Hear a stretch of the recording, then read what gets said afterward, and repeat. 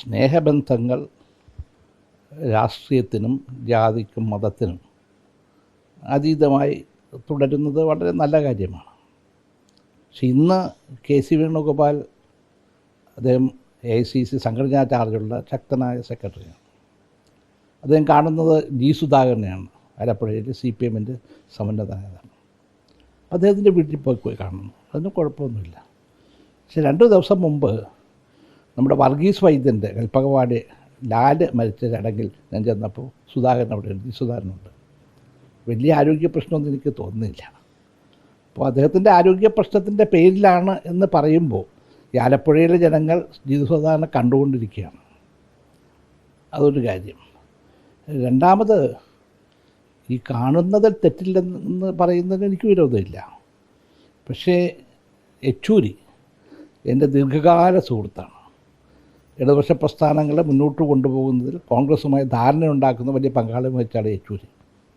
അദ്ദേഹത്തിൻ്റെ മകൻ പത്രപ്രവർത്തകനാണ്. കോവിഡ് വന്ന് മരിച്ചപ്പോൾ ഞാനിവിടെയാണ്, ഇവിടുന്ന് ഫോണിൽ വിളിച്ചാൽ സംസാരിച്ചു. അത് ഞാൻ ഡൽഹി ചെന്നപ്പോൾ അദ്ദേഹത്തെ കാണാൻ കണ്ടോളൻസ് പറയാനായിട്ട് ചെന്നപ്പോൾ പാർലമെൻറ്റിൽ ചെല്ലാൻ പറഞ്ഞു. പാർലമെൻറ്റിൽ പോകുമ്പോൾ നല്ല മഴ പെയ്തു, പറഞ്ഞു വേണ്ട AKG ഭവനിൽ വന്നാൽ മതി. ഞാൻ AKG ഭവനിൽ പോയി കണ്ടു. അന്ന് എനിക്കെതിരായിട്ട് വലിയ അറ്റാക്കായിരുന്നു കോൺഗ്രസിൻ്റെ ഭാഗത്ത്. ഞാൻ CPMൽ ചേരാൻ പോകുന്നു. അതുപോലെ ഞാൻ കണ്ണൂർ ദേശീയ സമ്മേളനത്തിൽ അവിടെ സെമിനാറിൽ പങ്കെടുക്കാൻ സ്റ്റാലിനോടൊപ്പം പോയി. ഞാനല്ല ആദ്യത്തെ കോൺഗ്രസ്സുകാരൻ CPMൻ്റെ ദേശീയ സമ്മേളനങ്ങളിൽ പങ്കെടുക്കുന്നത്. അവസാനത്തെ ആളും ഞാനല്ല. കാരണം എനിക്കെതിരായ നടപടി അന്ന് ആൻ്റണിയുടെ കമ്മിറ്റി വെച്ച് ഒരു നടപടി ഉണ്ടാക്കി എന്നെ KPCCയുടെ എക്സിക്യൂട്ടീവ് കമ്മിറ്റിയിൽ നിന്നും പൊളിറ്റിക്കൽ അഫയേഴ്സ് കമ്മിറ്റിയിൽ നിന്നൊക്കെ മാറ്റി. അപ്പോൾ ഞാനല്ല ആദ്യമായിട്ട് പോകുന്ന ഒരു സമ്മേളനങ്ങളിൽ CPM സമ്മേളനത്തിൽ പോകുന്ന ആളല്ല, അവസാനം പോയത് ഞാനല്ല. എനിക്കെതിരായിട്ട് നടപടി ഉണ്ടായി. മറ്റൊന്ന്, കഴിഞ്ഞ അസംബ്ലി തിരഞ്ഞെടുപ്പിൽ മുല്ലപ്പള്ളി രാമചന്ദ്രൻ KPC പ്രസിഡൻ്റായിരുന്നു, ഞാൻ വർക്കിംഗ് പ്രസിഡൻ്റായിരുന്നു. ആ തിരഞ്ഞെടുപ്പിൽ പരാജയപ്പെട്ടു. അതിന് മുല്ലപ്പള്ളിയെ മാറ്റി. എന്നെ മാറ്റി എന്തിനാ?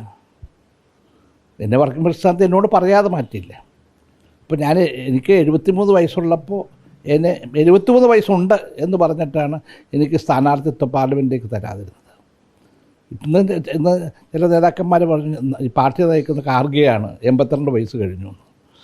അപ്പോൾ എവിടെയാണ് നീതി, എവിടെ അനീതി എന്ന് ജനങ്ങൾ ചോദിച്ചാൽ നമുക്കതിന് മറുപടി പറയേണ്ടി വരും.